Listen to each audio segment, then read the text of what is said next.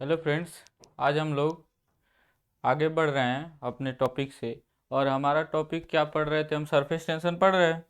तो surface tension जब पढ़ रहे हैं तो उसमें हमने बताया था कि जब कोई इंटरफेस बनता है और वो मान लीजिए कर्व्ड हो, मतलब किसी कर्व में हो, तो हमेशा कॉनकेव साइड मतलब अवतल साइड में प्रेशर का मान अधिक होता है उस मेम्ब्रेन पर लगने वाला। कहने का मतलब ये मत समझना कि प्रेशर का मतलब, समझो इस चीज़ को कि जैसे कि ये अगर हमारा इंटरफेस है, तो इधर की से जो प्रेशर लगेगा इस मेम्ब्रेन पर, और जो इधर से प्रेशर लगेगा, ठीक है ना, इंटरफेस पर जो कहें, क्योंकि इंटरफेस हम कहेंगे तो ज़्यादा सही है।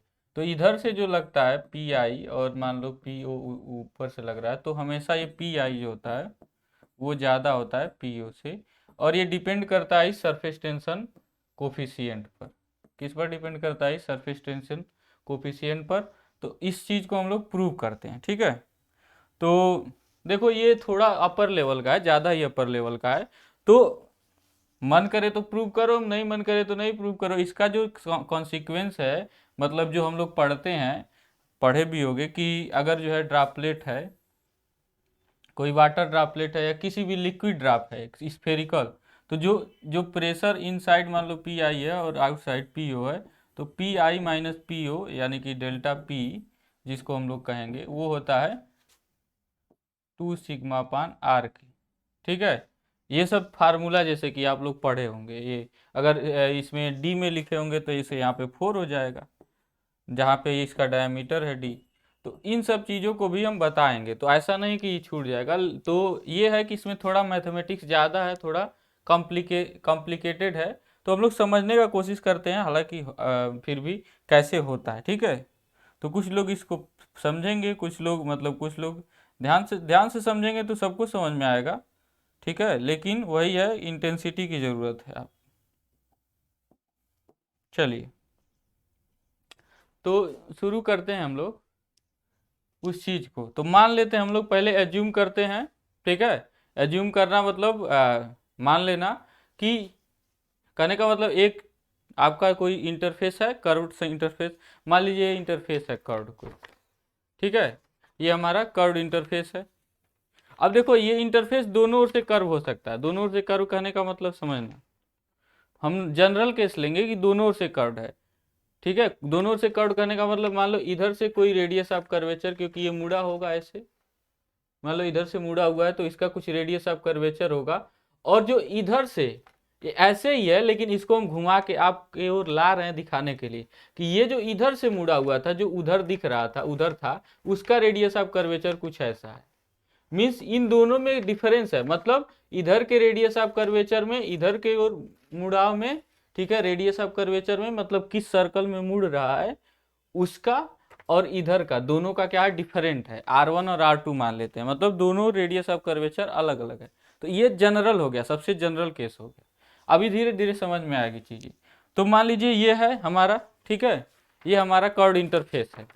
अब देखो, इसमें दो चीजें हो सकती हैं। ये कर्व्ड इंटरफेस है तो इधर की ओर पूरा लिक्विड हो सकता है, ऊपर की ओर कोई गैस हो सकता है। जैसे मान लो नीचे की ओर पानी है, ऊपर की ओर एयर है, ठीक है। ये भी हो सकता है कि देखो, और ये ध्यान देना, हमेशा जो इंटरफेस होता है वो लिक्विड का ही होता है, लिक्विड मॉलिक्यूल से होता है, ठीक है। ऐसा भी होगा जैसे सोप बबल आप देखते हैं, सोप बबल देखते हैं ना, मतलब वो साबुन का बुलबुला, तो उसमें क्या होता है, वो जो इंटरफेस होता है वो तो लिक्विड होता है, लेकिन उसके अंदर भी गैस होता है, उसके अंदर भी एयर होता है, बाहर भी एयर होता है। तो ये इंटरफेस ये ऐसा भी हो सकता है कि बाहर बाहर क्या हो आपका, कोई गैस हो, अंदर भी गैस हो, तो उस समय दो इंटरफेस बनेंगे। उस समय आप क्या समझते हैं, दो इंटरफेस बनेगा कि नहीं, कि एक लिक्विड का नीचे वाला, लिक्विड ये है, लिक्विड का इंटरफेस है, कहने का मतलब लिक्विड के मॉलिक्यूल्स और यहाँ नीचे एयर के मॉलिक्यूल्स के बीच सरफेस टेंशन, और ऊपर वाले एयर मॉलिक्यूल्स और लिक्विड मॉलिक्यूल्स के बीच का सरफेस टेंशन। तो उस कंडीशन में जो सरफेस टेंशन हो जाता है वो दुगुना हो जाता है, क्योंकि वहां पे दो इंटरफेस बन रहे हैं, ठीक है ना। इसीलिए क्यों दो इंटरफेस, सोचिए, इंटरफेस का मतलब समझ रहे हैं ना, कि नीचे एक लिक्विड गैस है, फिर लिक्विड है, फिर ऊपर गैस है, लिक्विड है, ठीक है ना। तो यहाँ पे दो इंटरफेस बन रहे हैं, तो इसीलिए दुगुना हो जाता है उस कंडीशन में, ठीक है। तो इसलिए अभी हम क्या मान रहे हैं, हम क्या मान रहे हैं यहाँ पे, इसमें क्या मान रहा है, इसमें मान रहा है कि इधर की ओर लिक्विड है, बल्क लिक्विड है पूरा, मतलब ये इंटरफेस है, और ऊपर की ओर क्या है, एयर है या गैस है कोई। ठीक, अब चलिए अब इस पर क्या करते हैं, इसका कोई छोटा सा बहुत छोटा डीए एलिमेंट ले लेते हैं, बहुत छोटा डीए। डीए ऐसा होगा कि इतना छोटा है कि आप उसको जीरो तक मान सकते हैं, मीन्स इतना छोटा है कि जीरो के नजदीक है एरिया उसका, लेकिन जीरो के बराबर नहीं है। तो जितना छोटा आप मान सकते हैं, समझ सकते हैं, समझ लीजिए। ठीक है ना। तो एक डीए एलिमेंट लेते हैं और उसको बनाते हैं, कैसे है, ऐसे हमारा डीए एलिमेंट है मान लीजिए। ठीक है, ये हमारा वही कर्व सरफेस है। अब इस दिशा में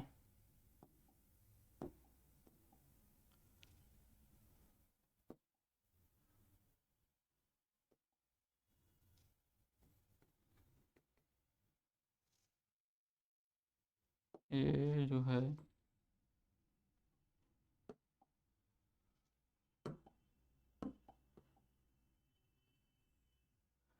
चलिए डॉटेड इस दिशा में हमारा ये है ऐसे। तो इसका रेडियस आप कर्वेचर देखो बना रहे वो थोड़ा ध्यान से समझना।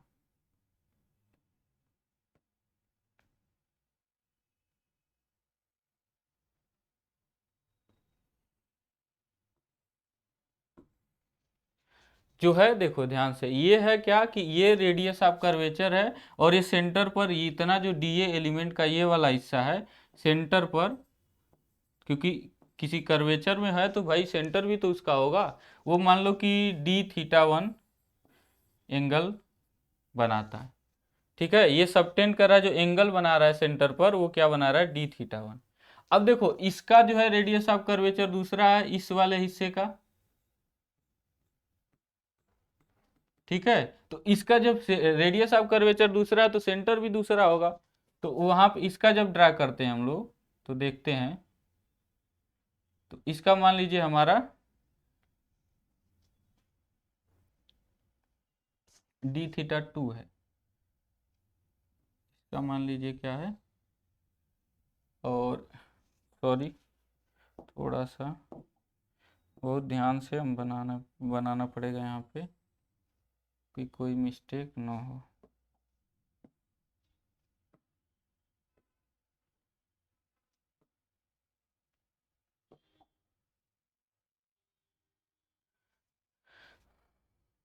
अब हम मान लो ये है हमारा इसका वाला, और ये फिर आके यहाँ पे एंगल सबटेंड कर रहा है, जिसको हम लोग बोल रहे हैं, मान लो ये वाला डी थीटा वन मान लो, तो ये डी डी थीटा टू होगा। आप कोई भी मान सकते हैं इसको, उसको डी थीटा वन और इसको डी थीटा टू मान सकते हैं।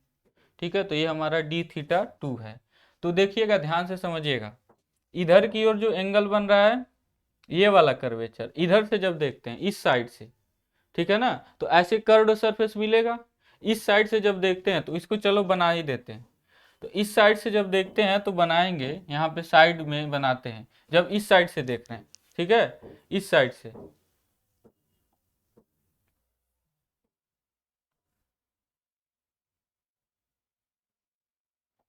जब इस साइड से देखते हैं, इधर से देख रहे हैं, तो उस कंडीशन में जो हमारा रेडियस आप ये जो है ये वाला मिलेगा हमको। तो ये हो गया हमारा ये। ठीक है, ये कर्व सरफेस हो गया, और इसका जो है जब हम खींचेंगे,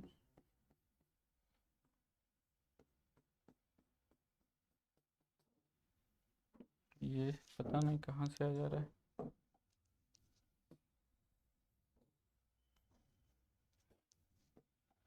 हमारे लिए एंगल कितना है देखना ध्यान से। इधर से देखने पर ये वाला एंगल है, ये वाला, क्योंकि इस इधर से जो मिलाए हैं वो एंगल कौन सा बने हैं, डी थीटा वन। ठीक, और इसका रेडियस मान लेते हैं ये वाला, डी थीटा वन के साथ रेडियस क्या है, तो ये दोनों पॉइंट का रेडियस मतलब डिस्टेंस सेंटर से सेम ही होगा, तो मान लेते हैं ये आर वन है, और इसके लिए क्या है, ये आर टू है रेडियस डी थीटा टू के लिए, तो ये है हमारा आर वन। ठीक, अब ये सरफेस टेंशन के इफेक्ट में है, यानी सरफेस टेंशन के प्रभाव में है, तो यहाँ पे सरफेस टेंशन बल लगेंगे, सरफेस टेंशन फोर्सेज लगेंगे कि नहीं।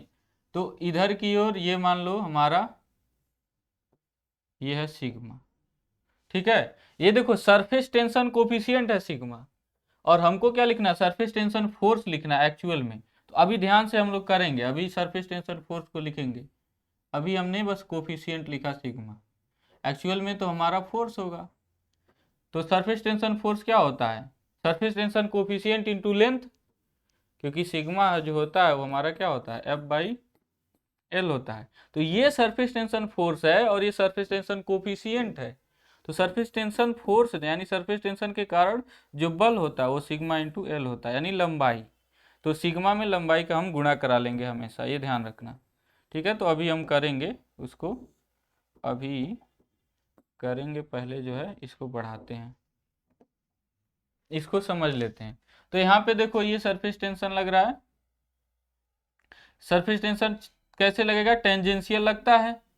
तो जब टेंजेंशियल हम यहाँ पे बनाएंगे, ध्यान से समझना, तो एकदम जो है टेंजेंट हो, एकदम क्या होगा, टेंजेंट होगा, ठीक है। तो यहाँ पे हमने बताया कि ये क्या होगा, टेंजेंशियल होगा, ठीक है। तो टेंजेंशियल होगा यानी कि स्पर्शी होगा बिल्कुल, क्योंकि जो लगता है इंटरफेस पे जो सरफेस टेंशन, वो कैसा लगता है, एकदम टेंजेंशियल होता है। तो यहाँ पर भी लगेगा, इस दिशा में भी, यहाँ पर भी, तो यहाँ पर भी सिग्मा, ठीक है, और यहाँ पर भी वो सिग्मा, ठीक है। और इसको क्या कर देते हैं, थोड़ा हम पीछे बढ़ा देते हैं, इस टेंजेंट को भी पीछे बढ़ा देते हैं। तो यहाँ पर जो होगा कितना, 90 अंश का कोण बनेगा ना, क्योंकि पढ़े हो ये सर्कल है, ठीक है ना, एक सर्कल का आर्क है, और ये सेंटर है हमारा, और ये हमारा रेडियस है, ठीक है। तो सेंटर रेडियस, ठीक है। तो रेडियस पर जो टेंजेंट होता है वो कितना एंगल बनाता है, 90 अंश बनाता है कि नहीं। तो ये कितना एंगल बना दिया, 90 डिग्री। तो ये भी 90 डिग्री और ये भी 90 डिग्री हो गया। अब समझना एक चीज और, इसको हम क्या करते हैं, यहाँ पे मिलाते हैं, ठीक है। नहीं ये 90 डिग्री नहीं, ये तो 90 डिग्री है, ये 90 डिग्री नहीं होगा, इसको हम लोग चेंज करते हैं, मतलब इसको हम लोग निकालते हैं एंगल का वैल्यू। अब देखो, तो ये 90 90 कितना हो जाएगा, 180 हो जाएगा, ये 90 90 कितना हो जाएगा, 180, 180 हो जाएगा। अब देखो, जब ये 180 हो जाएगा तो ये क्या हो जाएगा, 180 माइनस थीटा 1, क्योंकि ये थीटा 1 है, तो ये क्या होगा, 180 माइनस थीटा 1 होगा ना, ये 90 का नहीं होगा।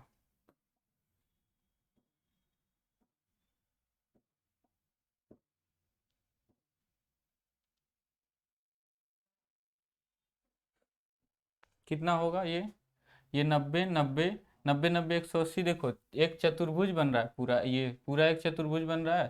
तो चतुर्भुज में क्या होता है, जो d θ1 होगा +90 और प्लस मान लो ये x है, plus x is equal to कितना होगा, 360। तो यहाँ से क्या हो गया, 90 90 180 घटेगा तो x कितना हो जाएगा, 180 माइनस d θ1। तो ये न एंगल 180 माइनस d θ1 होगा। अब इस ट्राइंगल में बस देखो, बस इस छोटे से ट्राइंगल में देखो, तो छोटे से जब ट्राइंगल में देखोगे तो वहां पे इस ट्राइंगल में इन दोनों एंगल्स को हम फाइंड आउट करना चाहते हैं।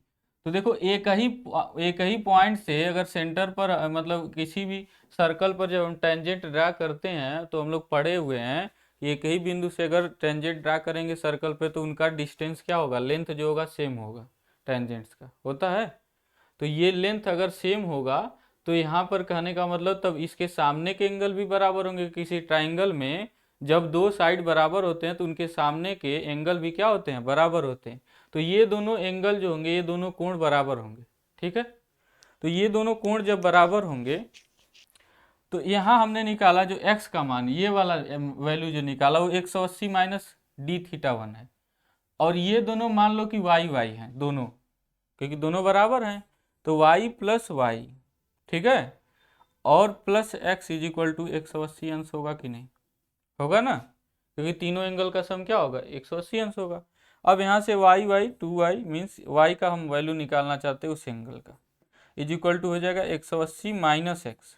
तो जब इसको माइनस करोगे तो 180 और माइनस ये क्या हो जाएगा, प्लस डी थीटा 1। ठीक है, तो 180 से 180 निकल गया तो 2y इज डी थीटा 1। तो यहाँ से y इज इक्वल टू क्या हो गया, डी थीटा 1/2। तो y हमने किसको माना है, इसी को तो माना है। तो ये जो एंगल्स हो गए दोनों बराबर होंगे और दोनों एंगल का वैल्यू क्या है, डी थीटा 1/2। क्या है, डी थीटा 1/2। ठीक है, चलिए अब इसके बाद इतना तो पता चल गया। अब इसके बाद दूसरा देखते हैं, दूसरे ओर से जब देखते हैं तब क्या बनता है।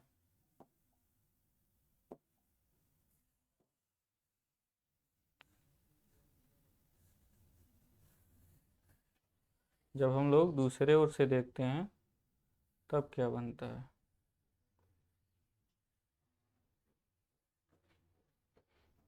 ठीक है, तो ये हो गया इस ओर से देखने पर। अब मान लो कि जब इधर से देखा हमने, अब इधर से जब देखते हैं तो जो ये जो शेप बना है यही ना, ये कर्वेचर, ये जो इस तरह का कर्वेचर है इस साइड वाला, वो कितना एंगल बना रहा है, डी थीटा 2। ठीक है, और थोड़ा बड़ा लिखे हैं तो उसको थोड़ा बड़ा भी हम बनाए, मतलब ऐसे इधर की ओर बनाते हैं, देखना इधर से देखने पर।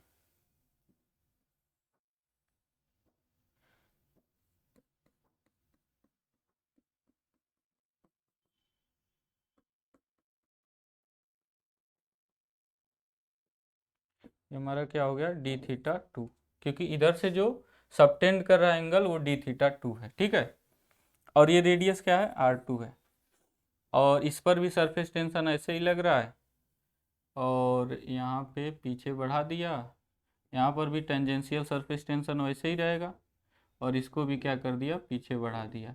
तो अब बताओ, जो ये एंगल वही एंगल बना कि नहीं, जो वहाँ पे डी थीटा 1 था तो डी थीटा 1/2 हो गया, और ये क्या है, डी थीटा 2 है तो डी थीटा 2/2 हो जाएगा। ये भी वही एंगल है, डी थीटा 2/2, और यहाँ भी ये डी थीटा 1/। ठीक, चलिए इतना तो हो गया। ये surface tension coefficient sigma sigma. लेकिन सरफेस टेंशन कोफिशिएंट से केवल काम नहीं चलेगा, यहाँ पे हम लिखना चाहते हैं फोर्स, सरफेस टेंशन फोर्स लिखना चाहते हैं, ध्यान से समझना। तो ये देखना, ये वाला कौन सा वाला सिग्मा है, यहाँ पे ध्यान से देखो, हम इधर से देख रहे हैं, ठीक है ना, तो इधर से देख रहे हैं तो सिग्मा इस पर लग रहा है, तो ये वाला सिग्मा यहाँ पे आया है, इधर से देख रहे हैं तो ये वाला सिग्मा जो लग रहा है कितने लेंथ पर लग रहा है, इतने लेंथ पर लग रहा है। ठीक है, जो इतने लेंथ पर जब लग रहा है ये, तो ये लेंथ कितना होगा ये निकालते हैं। तो इस लेंथ के लिए हमको क्या चाहिए, रेडियस ऑफ कर्वेचर या रेडियस चाहिए, क्योंकि ये आर्क है, क्योंकि ये कर्व होगा। तो कर्व जो होता है तो चाप बराबर आप लोग पढ़ते हैं कोण गुणे त्रिज्या। ठीक है, यानी कि आर्क जो होता है वो होता है एंगल इंटू रेडियस, और ध्यान रहे कि ये एंगल किस में है, रेडियन में है, तो ये भी क्या है, रेडियन में है सारे एंगल। ठीक है, ये डिग्री में नहीं है। तो ये हो गया चाप बराबर कोण गुणे त्रिज्या, यानी आर्क इज इक्वल टू हो गया एंगल इंटू रेडियस। तो इस आर्क को जब हम निकालना चाहेंगे, क्योंकि देखो इसी आर्क पे लग रहा है ये सिग्मा, ये वाला जो यहाँ पे लिख रहा है, ठीक है ना, तो इस आर्क का लेंथ क्या होगा, ध्यान से देखो, तो कितना है, रेडियस ऑफ कर्वेचर R2 है, ये वाला यही वाला है ना, रेडियस ऑफ कर्वेचर R2 है, तो रेडियस R2 है और एंगल कितना बन रहा है, डी थीटा 2। तो सिग्मा हो जाएगा यहाँ R2 डी थीटा 2, ये वाला जो सिग्मा हो जाएगा, मतलब यहाँ पे जो लिख दें इसी को लिख दें यहाँ पे सिग्मा R2 डी थीटा 2। ठीक है, यानी कि R1 वाले पे क्या लगेगा, R2 डी थीटा 2 आर्क वाला आएगा, आर्क लेंथ, तो यहाँ पर भी क्या होगा, सिग्मा R2 डी थीटा। ठीक है ना, क्योंकि रेडियस इंटू एंगल जो है वही चाप के बराबर, आर्क के बराबर है। ठीक है, तो यहाँ पे क्या आएगा, R1 डी थीटा 1। ठीक है, क्योंकि R1 डी थीटा 1 किधर से, ये वाला देख रहे हैं हम लोग, ये वाला ध्यान से समझना है, ये वाला ये सिग्मा की बात कर रहे हैं ना, यहाँ पर जो हमने बनाया है जो इधर से देख रहे हैं, तो तो ये सिग्मा इस लेंथ पर लग रहा है, तो इस लेंथ के लिए रेडियस ऑफ कर्वेचर ये वाला है या ये कर्व है, ठीक है ना। तो यहाँ पे जो आर यूज होगा वो R1 यूज होगा, ठीक है। तो यहाँ पे इसलिए R1 हो गया और यहाँ पे हो गया R1 डी थीटा। तो ये क्या हो गया, सरफेस टेंशन फोर्स हो गया, ये बल हो गए, ठीक है। अब मान लो कि इधर की ओर इसके जो बल्क जो है ना, ये फ्लूइड है, बल्क मतलब ये सरफेस इंटरफेस है हमारा। अब ये इंटरफेस में जो फ्लूइड की ओर से, इधर की ओर से जो कॉनकेव साइड है, तो कॉनकेव साइड से मान लेते हैं प्रेशर PI लग रहा है इस मेम्ब्रेन पर, आप कर लीजिए, या इंटरफेस पर, ठीक है ना। इंटरफेस कहेंगे ज़्यादा से, ये मेम्ब्रेन आप झिल्ली की तरह से समझ सकते हैं। तो इस पर अंदर से जो लग रहा है बल फ्लूइड की ओर से, वो कितना लग रहा है, PI है। मतलब ये कर्व सरफेस है, तो इधर की ओर कनकेव साइड से PI लग रहा है, ऊपर से क्या लग रहा है, PO लग रहा है, ठीक। तो ऊपर की ओर PO है, नीचे की ओर PI है। अब देखो फोर्स बैलेंस यहाँ पे करेंगे हम लोग, क्या करेंगे, फोर्स बैलेंस, क्योंकि ये इक्विलिब्रियम में है। इस सारे फोर्सेज के अंडर ये इक्विलिब्रियम में है, भले ही फोर्सेज लग रहे हैं लेकिन ये इक्विलिब्रियम में है। तो अब देखना ध्यान से, बल फोर्स कौन कौन से लग रहे हैं, ये तो सरफेस टेंशन फोर्स है ये, ठीक है। अब इनका जो है एक्चुअली में क्या करना है, हमको कंपोनेंट भी निकालना होगा, क्योंकि देखो इसका ये एंगल क्या है, d θ1/2। तो इसी को अगर हम जो है इस लाइन को हम आगे बढ़ा दें इधर की ओर, तो ये होगा क्या, d θ1/2, ये भी तो होगा होगा ये भी d θ1/2 होगा। तो इसका जो है दो कंपोनेंट होगा, एक हॉरिजेंटल डायरेक्शन में, एक हॉरिजेंटल डायरेक्शन में, और एक वर्टिकल डायरेक्शन में, है ना। तो ध्यान से समझना। तो ये हॉरिजेंटल डायरेक्शन में क्या हो गया,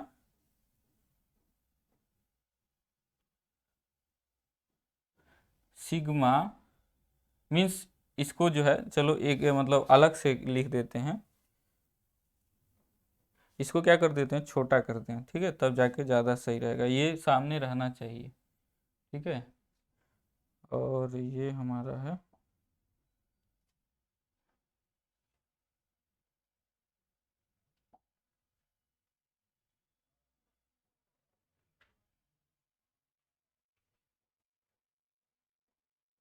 ये हमारा यहाँ पे है, ठीक है।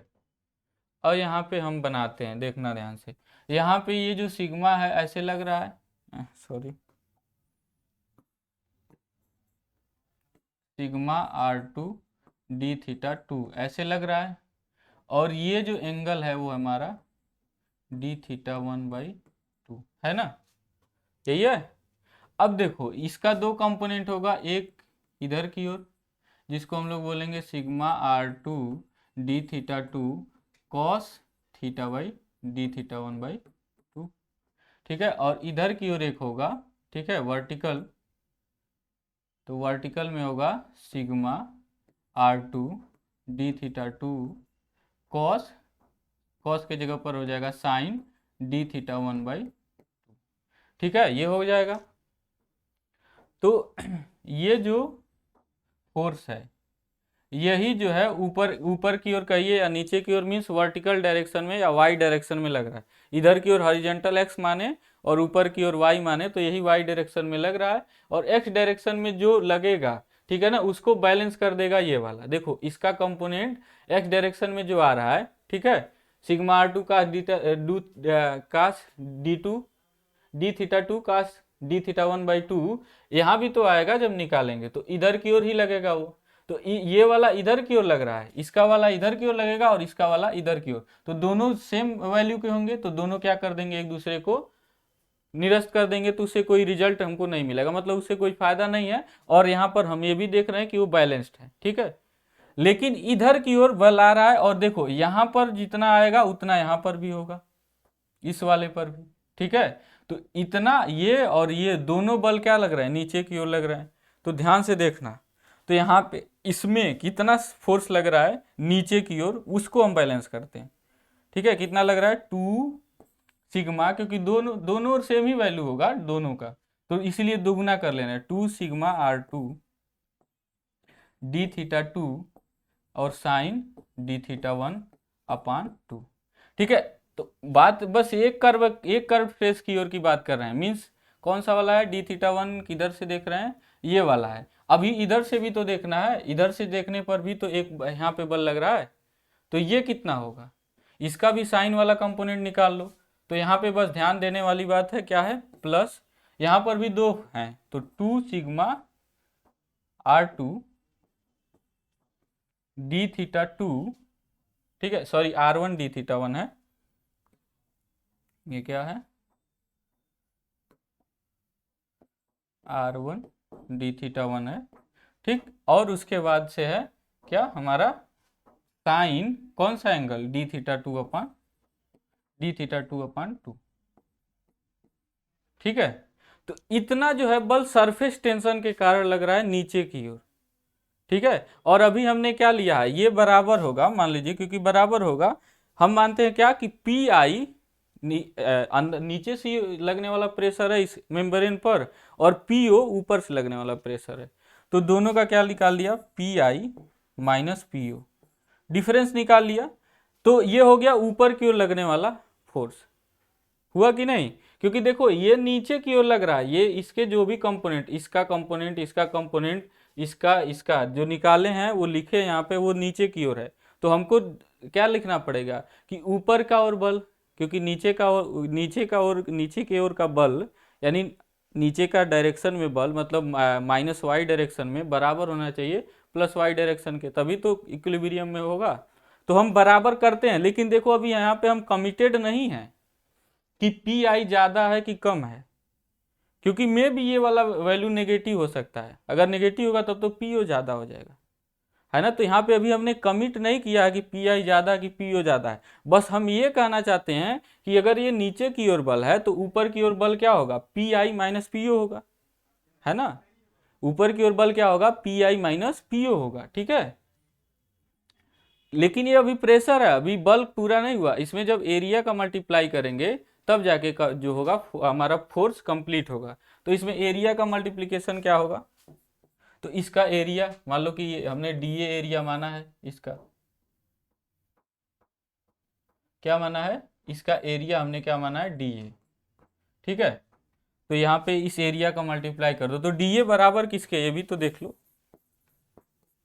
डीए किसके बराबर है कि ये वाला साइड और इंटू ये वाला साइड, क्योंकि हमने बहुत छोटा माना है, बहुत छोटा माना है, तो उसको हम लोग क्या मान सकते हैं, आयत की तरह मान सकते हैं, क्योंकि ये इन्फिनिटेसिमल है, ठीक है ना, डी के फॉर्म में है, तो उसको हम क्या मान सकते हैं, आयत के फॉर्म में मान सकते हैं। तो देखो ये जो लेंथ है वो कितना है, ये जो लेंथ है हमारा, ये जो लेंथ था इधर से देखने पर ये था, तो आर, ये जो कर्व की लंबाई है ना वो क्या है, R1 डी थीटा वन, एक ओर से होगा, एक ओर से R1 डी थीटा वन होगा, जिधर की ओर कर्व हो। जैसे मान लो ये वाला है, इधर से देख रहे हैं तो R1 डी थीटा वन, तो इधर से R1 डी थीटा वन, और इधर से क्या हो जाएगा हमारा R2 डी थीटा टू। तो कहने का मतलब एरिया क्या हो गया, R1 R2 D theta one D theta to, ये हमारा एरिया हो गया। तो इसमें हम क्या कर देंगे, अपने एरिया का गुणा करा देंगे, R1 R2 D theta one और डी थीटा टू, ठीक है।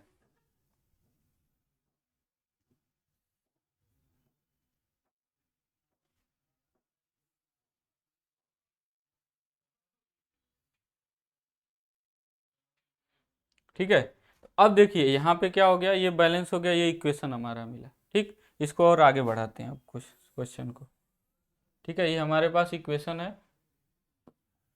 अब देखिए यहाँ ध्यान से, क्योंकि देखिए, चूंकि रेडियन में जब थीटा बहुत छोटा होता है तो साइन थीटा जो है थीटा के बराबर होता है, ये ध्यान रहे कि थीटा रेडियन में होना चाहिए। तो since D theta one and D theta two are very small, so sine D theta one upon two is equal to क्या मान सकते हैं, D theta one by two के, मतलब नियरली मान सकते हैं, ठीक है। और sine D theta two upon two को क्या मान सकते हैं, nearly D theta two upon two के रूप में मान सकते हैं। तो यहाँ से हम क्या कर लेंगे, यहाँ पे रख देंगे, जो साइन यहाँ पे गायब हो जाएगा तब, ठीक है। तो साइन यहाँ पे जब गायब हो जाएगा तो क्या मिल जाएगा हमको,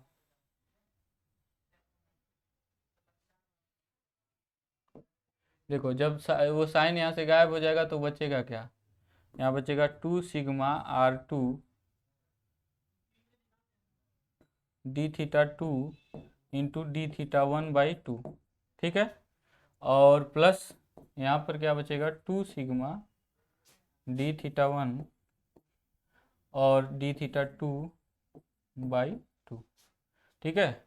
और इज इक्वल टू हो जाएगा यहाँ पे Pi minus Po r1 r2 d θ1 और d θ, ठीक है। अब यहाँ से क्या हो जाएगा, ये 2 से 2 गायब हो गया, यहाँ 2 से 2 गायब हो गया, ठीक है। और ये हो गया तब सिग्मा r2। अब देखो d θ1 d θ2 सब में है हर जगह, ठीक है। तो इससे हम क्या कर सकते हैं, डिवाइड कर सकते हैं, तो यहाँ से क्या हो जाएगा, खत्म हो जाएगा, तो बचा क्या सिग्मा r2, ठीक है। क्या हो जाएगा सिग्मा r2 और यहाँ पे है r1 छूट रहा है, plus sigma r1 is equal to Pi minus Po r1 r2, क्योंकि d θ1 d θ2 दोनों सब हर जगह था पूरे इक्वेशन में, हमने उसे क्या कर दिया d θ1 और d θ2 से डिवाइड कर दिया, ठीक है। अब जो है आगे बढ़ते हैं, और तो यहाँ से हमारे पास मिला क्या, ध्यान से देखना, Pi minus Po r1 r2, ठीक है, is equal to sigma r2 plus sigma r, क्या कर दो r1 r2 से डिवाइड कर दो दोनों ओर, तो यहाँ से क्या मिल गया Pi minus Po is equal to क्या हो गया सिग्मा, भाई यहाँ r1 आ जाएगा, है ना, क्योंकि r1 r2 से हम क्या कर दे रहे हैं, डिवाइड कर दे रहे हैं, तो r2 से r2 कट जाएगा, बचेगा क्या r1, और यहाँ पे सिग्मा अपान r2, नहीं है तो रख के कर लो कि भाई यहाँ r2 होगा और r1 r2, फिर यहाँ r1 होगा, यहाँ r1 r2, r1 से r1 कट गया, यहाँ r2 से r2 कट गया, ठीक है। तो यहाँ से हो गया क्या Pi minus Po is equal to sigma upon r1 plus sigma upon r2, या फिर सिग्मा कॉमन ले लीजिए,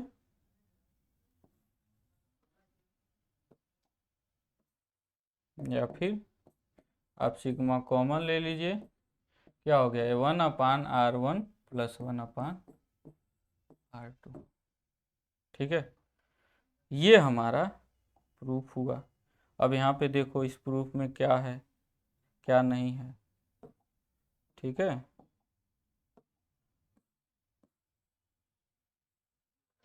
तो अब यहाँ देखते हैं ध्यान से, ये हमारा फाइनल इक्वेशन आया, इसको एक और एक नाम से जानते हैं, यंग लाप्लास इक्वेशन। किससे जानते हैं, यंग लाप्लास इक्वेशन नाम से भी जानते हैं।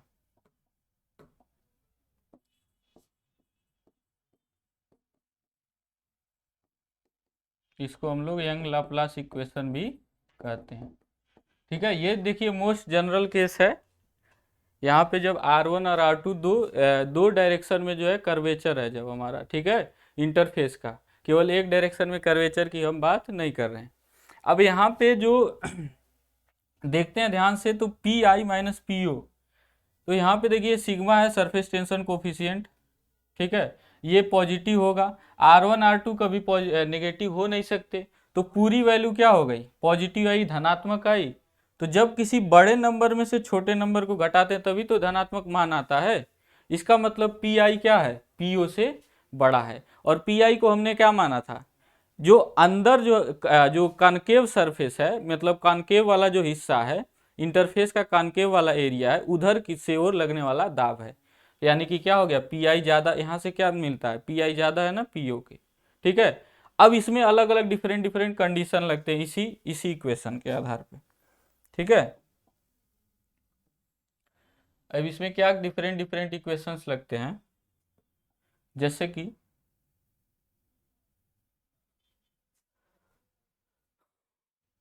अब कंडीशन आ गए, मतलब ये तो हो गया तुम्हारा जनरल इक्वेशन, ठीक है ना, और इसी से तुम चाहो तो अब सारा के सारा निकाल सकते हो, जैसे मतलब स्फेरिकल ड्राफ्ट के लिए या फिर।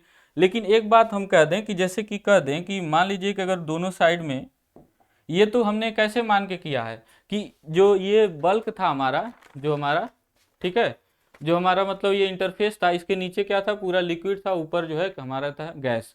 अब मान लो कि दोनों ओर गैस हो और बीच में फिल्म हो, जैसे साबुन का आपका बुलबुला दिखता है, ठीक है। उस कंडीशन में क्या हो गया कि दो दो इंटरफेस बनेंगे। तो जब दो इंटरफेस बन रहा है ऊपर भी और नीचे भी, तो उसका मतलब ये हो गया सरफेस टेंशन कोफिशिएंट भी दोनों इंटरफेस पर लगेगा। तो सरफेस टेंशन का मान क्या हो जाएगा, दुगना हो जाएगा। तो उस केस में जब जो है,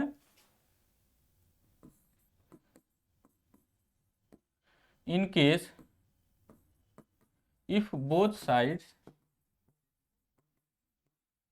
of interface,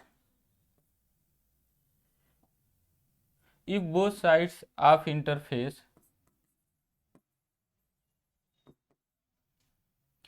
interface are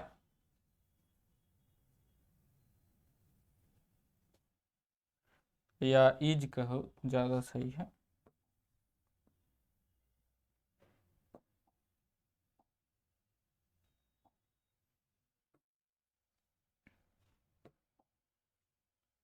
gases gas both side of interface is filled with filled with gas, then there are two interfaces formed, यानी कि दो इंटरफेसेज बनेंगे, ठीक है। तो अगर दो interfaces, then there are two interfaces form, तो यानी दो इंटरफेसेज अगर बन रहे हैं, तो the surface tension will be doubled, the surface tension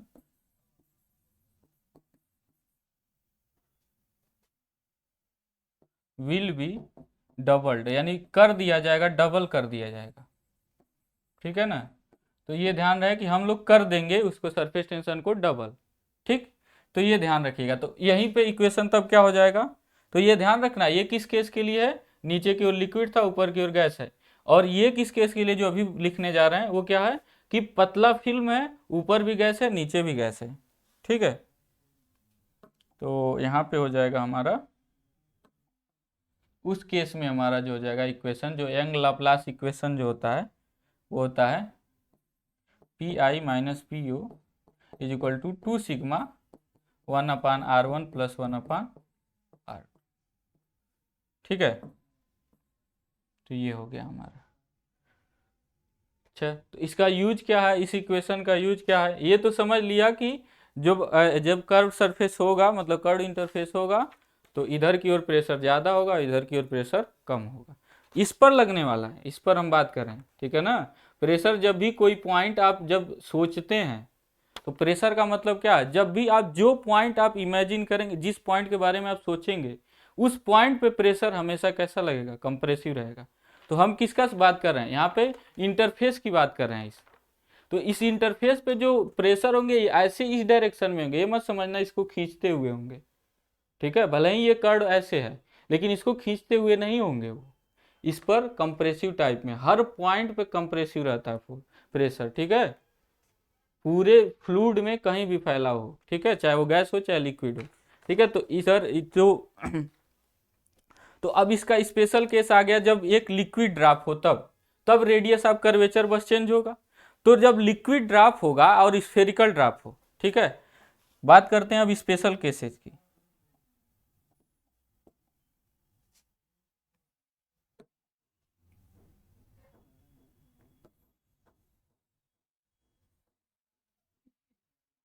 बात करते हैं अब हम लोग स्पेशल केस।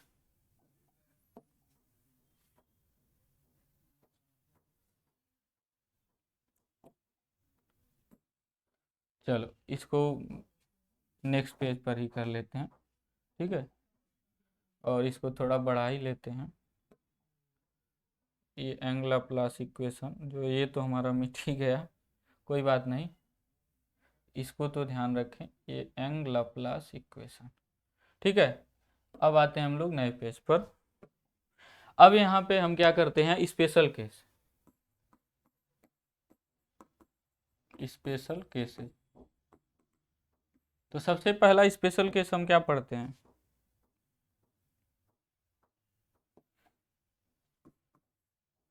क्या पढ़ते हैं, स्फेरिकल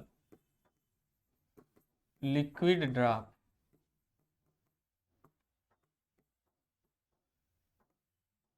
स्फेरिकल लिक्विड ड्रॉप, तो अगर एक स्फेरिकल लिक्विड ड्रॉप है, ठीक है ना, तो उस समय जो होगा प्रेशर डिफरेंस जो होगा P I minus P O, इसी को हम लोग डेल्टा पी से भी लिखते हैं, P I minus P O is equal to क्या है, डेल्टा पी है। और इसी को हम लोग क्या बोलते हैं, देखो अगर एटमॉस्फियर में आपका जैसे बुलबुला एटमॉस्फियर में बना है, ठीक है ना, तो यहाँ पे क्या हो जाएगा, एटमॉस्फेरिक प्रेशर के बराबर हो जाएगा पी ओ, तो इसलिए इस डेल्टा पी को कभी गेज प्रेशर भी कहते हैं, तो गेज प्रेशर भी कहते हैं, गेज प्रेशर। तो हम बोलेंगे यहाँ पे जो भी ये देख रहे हैं, ध्यान से देखना, ये डेल्टा पी है क्या, मतलब P I minus P O क्या है, उसको ऐसे भी बोला जाता है कि excess pressure, excess pressure in a liquid droplet, या फिर कोई भी चीज है। तो यहाँ पे जो डेल्टा पी होगा हमारा रेफरेंस क्या होगा, एक्सेस प्रेशर या gauge pressure in a liquid droplet, या फिर इन आप उसके बारे में एयर बबल के बारे में भी पढ़ेंगे उसमें, ठीक है, या फिर वाटर जेट होगा, ठीक है। तो इन तीन चीज़ों को हम लोग पढ़ेंगे, वाटर जेट, एयर बबल और सोप बबल, और एक और लिक्विड ड्रॉपलेट। तो ये चार चीज़ें पढ़ेंगे। चारों चीज़ों में जो अंदर का प्रेशर जो होता है वो अधिक होता है, तो वो और बाहर के प्रेशर से, तो उसको अंदर के प्रेशर माइनस बाहर के प्रेशर को कहते हैं डेल्टा पी। तो वो डेल्टा पी कितना के बराबर होता है ये देखते हैं, उसी को हम लोग बोलते हैं गेज प्रेशर या फिर बोलते हैं एक्सेस प्रेशर। क्या बोलते हैं, एक्सेस प्रेशर, ठीक है।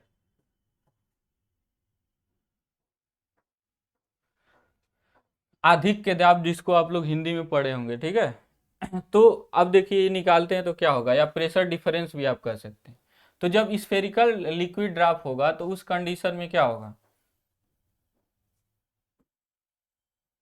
मान लो ये स्फेरिकल लिक्विड ड्रॉप है, इसका डाया डी है, हमने डाया डी मान लिया, तो रेडियस आर है, ठीक है, डाया डी है और रेडियस आर है। नॉर्मली आप डाया में ही लिखेंगे क्योंकि आपका जो क्वेश्चन पूछता है वो डायमीटर में ही पूछता है, इंजीनियरिंग में ज़्यादा डायमीटर यूज होता है, रेडियस नहीं यूज होता है, ठीक है। तो रेडियस आर है इसका मान लीजिए, ठीक है, हालांकि ये स्फीयर होगा चारों ओर से एकदम। तो अब बताओ, ये जो अगर कोई भी कर्व सरफेस इसमें लोगे, तो जो इधर से जो कर्वेचर मिलेगा वही इधर से भी कर्वेचर मिलेगा, क्योंकि सेंटर एक ही है ना। अभी इसमें पीछे हमने देखा क्या, सेंटर दो हो जा रहे थे रेडियस ऑफ कर्वेचर चेंज होने से, लेकिन यहाँ पे सेंटर एक है, तो रेडियस ऑफ कर्वेचर भी दोनों का सेम ही होगा। तो उस केस में क्या हो गया, स्फेरिकल लिक्विड ड्रॉप के केस में R1 is equal to R2 is equal to R, यानी कि रेडियस ऑफ द, ये क्या है,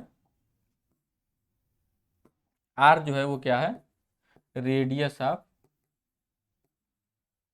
ड्रॉप, ड्रॉप का रेडियस है। वो लिक्विड वाटर का भी लिक्विड ड्रॉप हो सकता है या फिर किसी और भी चीज़ का हो सकता है, लेकिन हाँ ये है कि इसके अंदर लिक्विड है, ये ध्यान देना। लिक्विड ड्रॉप मतलब इसके अंदर पूरा लिक्विड भरा हुआ है और बाहर हमारा कोई गैस है या फिर जैसे एयर है, ठीक, ये ध्यान देना। तो उस कंडीशन में जो होगा केवल एक सरफेस टेंशन कोफिशिएंट होगा, मीन्स एक इंटरफेस बनेगा ना, एक लिक्विड वाला ऊपर गैस वाला। तो यहाँ से क्या बन जाएगा, यंग लाप्लास इक्वेशन में रखे तो हमारा डेल्टा पी क्या मिलेगा, यानी P I minus P O, ठीक है ना। जो डेल्टा पी होता था वो हमारा क्या मिलेगा,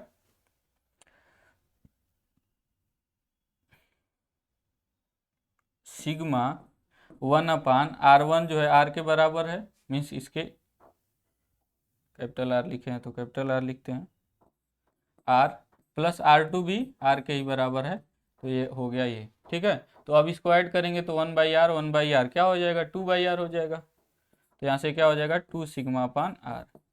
तो यही डेल्टा पी का मान जो होता है, जो अधिक प्रेशर होता है, ठीक है ना, जो एक्सेस प्रेशर होता है वो 2 सिग्मा अपान आर के इक्वल होता है, या फिर इसको किसके टर्म में लिख सकते हैं, डाया के टर्म में लिख सकते हैं। तो डायामीटर के टर्म में लिखेंगे तो कितना हो जाएगा, आर को लिखेंगे d/2 और ये 2 ऊपर जाके गुना हो जाएगा तो 4 सिग्मा अपान डी। ठीक है, तो ये होता है हमारा आंसर। ठीक है, कहाँ से आया, हमने जो अभी प्रूव किया वहीं से आया। ठीक है, तो क्या होता है इसको अब याद रखेंगे आप कितना, कि ये भी ध्यान देना कि ये एक्सेस प्रेशर है, अधिक अधिक के दाब है, और बाहर के साइड से ज़्यादा प्रेशर है। ये जो 4 सिग्मा अपान डी का मान है वो प्रेशर अधिकता है। ठीक है ना, तो ये डेल्टा पी होगा, हमेशा ध्यान रखना कि ये प्रेशर डिफरेंशियल रहेगा। तो अगर आपसे पूछ दे कि मान लीजिए कि आपको सिग्मा दे दे और ये दे दे, अब मान लीजिए कह दे कि एक लिक्विड ड्रॉप बनता है, ठीक है, और वो एयर में है, मतलब एटमॉस्फेयर में हमारे सामने है, हमारे पास में। ठीक है, एक लिक्विड ड्रॉप है, उसका जो है सिग्मा, उसके लिए सिग्मा दिया रहेगा। ठीक है, जो वाटर एयर के लिए, मान लीजिए वाटर ड्रॉप है तो वाटर एयर के लिए 0.036 के आसपास, इसी के आसपास जो होता है न्यूटन पर मीटर हमारा सरफेस टेंशन कोफिशिएंट होता है 20 डिग्री सेंटीग्रेड पर। ठीक है, तो मान लीजिए वो दिया है और डाया दिया है, तो पूछ दिया कि जो अंदर प्रेशर है, लिक्विड के अंदर प्रेशर, उसका मान बताइए। तो आप बस इतना लगाने से नहीं पता चलेगा, ये प्रेशर डिफरेंस पता चलता है।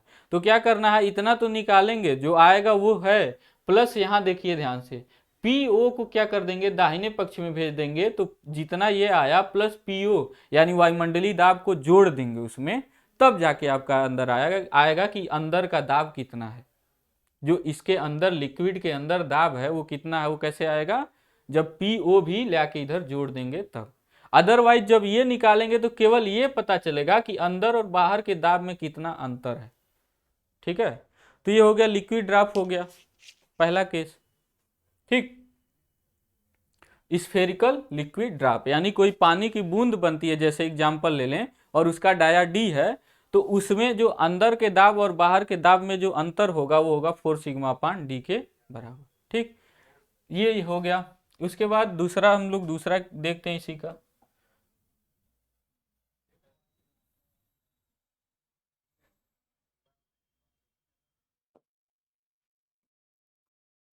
दूसरा हमारा हो गया सोप बबल। क्या हम देख रहे हैं, सोप बबल। ठीक है ना, मतलब साबुन का एक बुलबुला। तो सोप बबल में जब आप देखेंगे तो वहाँ पे एक्चुअली में 2 इंटरफेस होते हैं और एक पतला फिल्म होता है।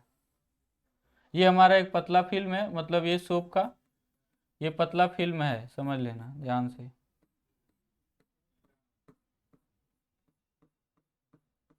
मीन्स ये पतला फिल्म है, अंदर भी एयर है, बाहर भी एयर है, या फिर कोई भी गैस हो सकता है।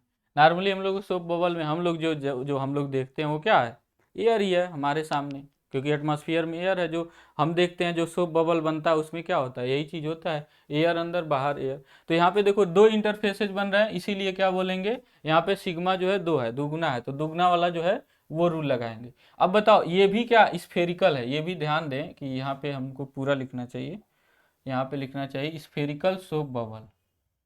ठीक है, स्फेरिकल सोप बबल। तो स्फेरिकल सोप बबल के लिए क्या हो गया, यहाँ पे जो हमारा डेल्टा पी आया वो कितना आया, 2 सिग्मा। और यहाँ पर भी क्या हो गया, यहाँ पे अगर हम बात करें इस स्फेरिकल सोप बबल के लिए, जो हमारा R1 जो अभी हम यंग इक्वेशन लिखे थे, यंग लाप्लास इक्वेशन, उसमें R1 plus R1 is equal to R2 होगा, इज इक्वल टू मान लीजिए R जो है ये क्या है, radius of the soap, radius of soap bubble. ठीक है, बबल सोप बबल का क्या है, ये रेडियस है, और इसका डायमीटर मान लीजिए d है। ठीक है, R रेडियस है और क्या है, d उसका डायमीटर है। तो ये भी स्फेरिकल है, तो स्फेरिकल के केस में क्या होगा, R1 R2 के बराबर होगा, है ना, दोनों ओर का कर्वेचर क्या होगा, सेम होगा।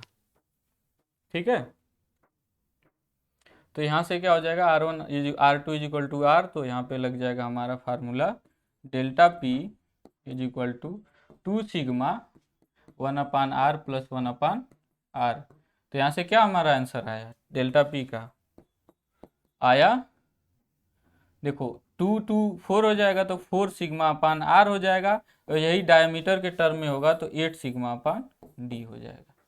ठीक है, तो ये होता है अधिक के दाब या access pressure in a soap bubble. ठीक है, और ये कैसा है, स्फेरिकल होना चाहिए। देखो यहाँ पे आ जाएगा, तुमको एकदम सोचने में मजबूर कर देगा कि हाँ R1 = R2 कब हुआ है, जब स्फेरिकल है।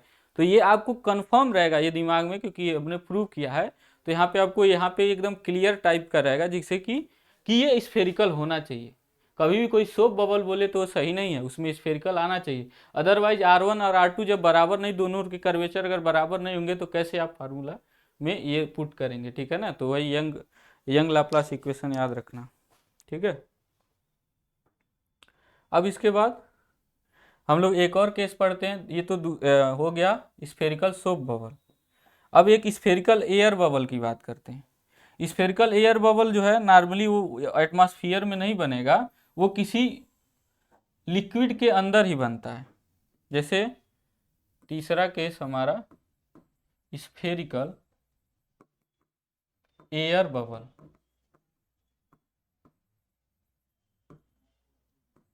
स्फेरिकल एयर बबल कैसे बनेगा कि मान लीजिए जैसे एक कंटेनर है यहाँ पे, ठीक है, और इसमें पानी है और ये पूरा पानी भरा हुआ है, तो यहाँ पे जो है हमारा एयर बबल बन गया।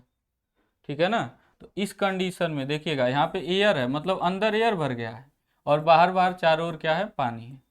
तो इस तरह से कितना इंटरफेस बना, देखो यहाँ पर भी बबल ही था। तो कभी भी बबल आ जाने से ये मत वहां पे लगा देना कि सरफेस टेंशन दुगुना हो। सोप बबल में केवल सरफेस टेंशन दुगुना होगा, क्योंकि सोप बबल जो बनता है उसमें अंदर भी एयर रहता है, बाहर भी एयर रहता है। लेकिन अगर एयर बबल बन रहा है तो एयर बबल ऐसा है कि एयर बन रहा है, ठीक है, अंदर किसी लिक्विड के अंदर एयर बन रहा है, उसको एयर बबल बोलेंगे। तो स्फेरिकल अगर एयर बबल बन रहा है तो यहाँ पे एक ही इंटरफेस न बन रहा है, एक अंदर देखो एयर का और बाहर लिक्विड का। तो अब भी अंदर ही प्रेशर का मान ज्यादा होगा, क्योंकि कॉनकेव साइड किधर की ओर है, एयर की ओर है। तो सोचो यहाँ अंदर की ओर भी, अंदर की ओर इसमें होगा, मतलब इसमें अंदर प्रेशर का मान ज्यादा होगा, बाहर की ओर प्रेशर का मान कम होगा। ठीक है, तो इसका मतलब ये हो गया, इस केस में क्या हो गया कि हमारा जो है R1 जो होगा वो R2 के बराबर होगा तब भी। अब मान लीजिए R है, जिसको हम लोग बोलेंगे कि radius of the air bubble, radius of the air bubble. ठीक है, और इसका मान लीजिए डाया डी है, क्योंकि डायमीटर के टर्म में भी आपको लिखना है। तो उस कंडीशन में फिर लगा देंगे यहाँ पे जो सिग्मा डेल्टा पी हो जाएगा, वो हो जाएगा, एक ही सिग्मा रहेगा, 2 सिग्मा नहीं रहेगा, ये ध्यान देना, 1/r + 1/r। तो इस तरह से क्या हो जाएगा, 2 सिग्मा अपान r। ठीक है, या फिर डी के टर्म में लिखेंगे तो डेल्टा पी = क्या हो जाएगा, 4 सिग्मा अपान डी। ठीक है, तो एयर बबल के केस में भी क्या होता है, 4 सिग्मा अपान डी। ये आपसे सवाल बहुत बार पूछा जाता है, ठीक है, एग्जाम, इसको ध्यान रखिएगा। ठीक है, इसको ध्यान रखिएगा। अब इसके बाद लास्ट वाला आता है इसका वाटर जेट का। ठीक है, सिलिंड्रिकल वाटर जेट, ये ध्यान रहे कि ये हम एक टर्म यूज करेंगे, चौथा वाला है ना, सिलिंड्रिकल वाटर जेट।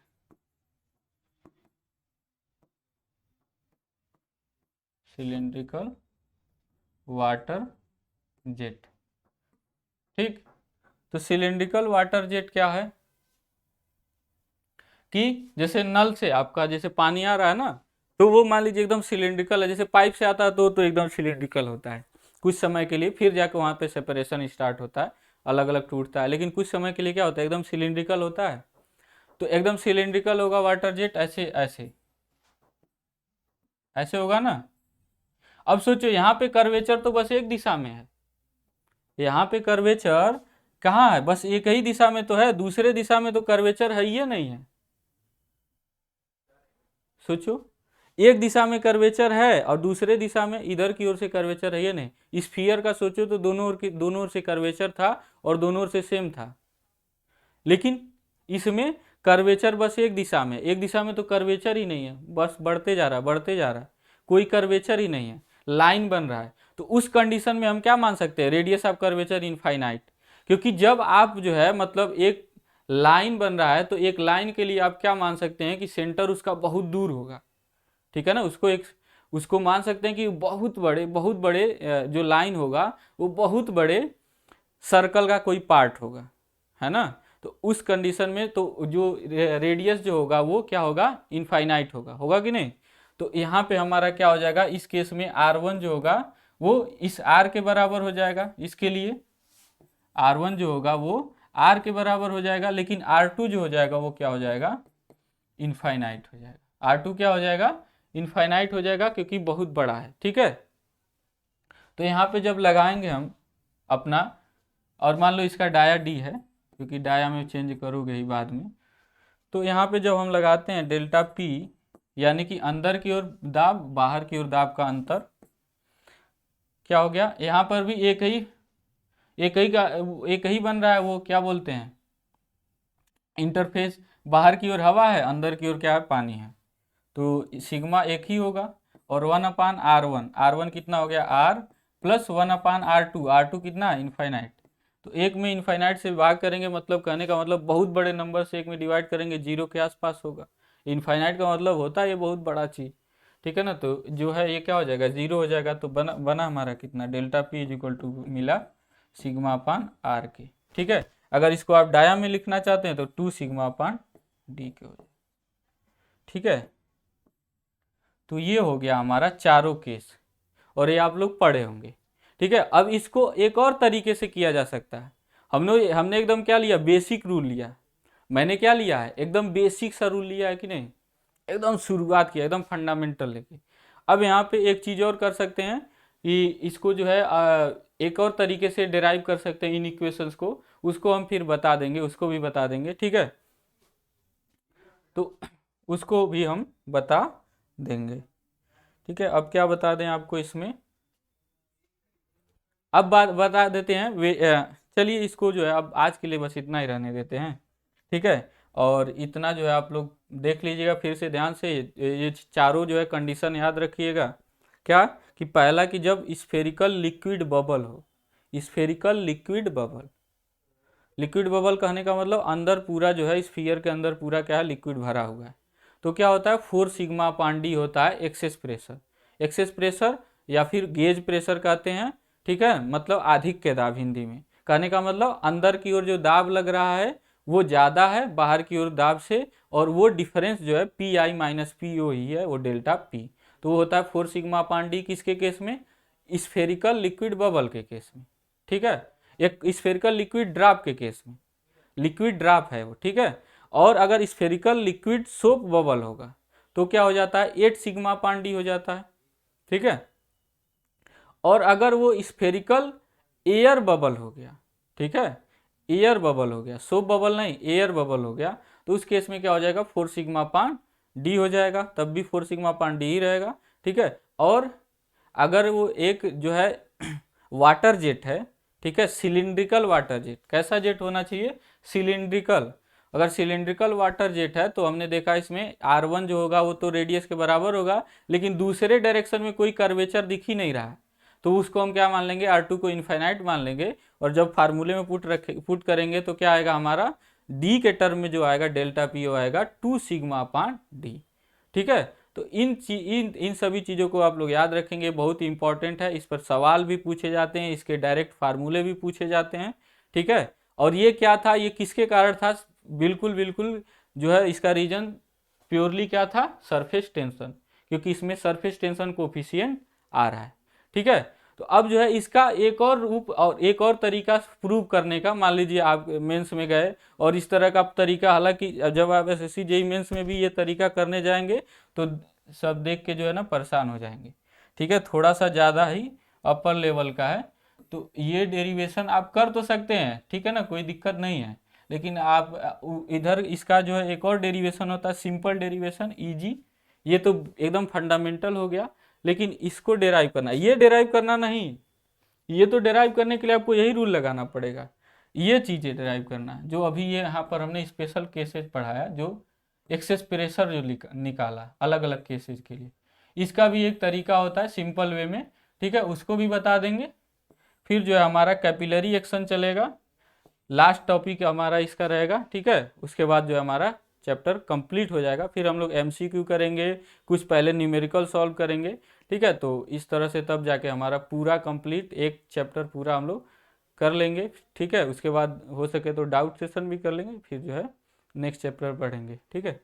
तो मिलते हैं आपसे नेक्स्ट वीडियो में। Thank you.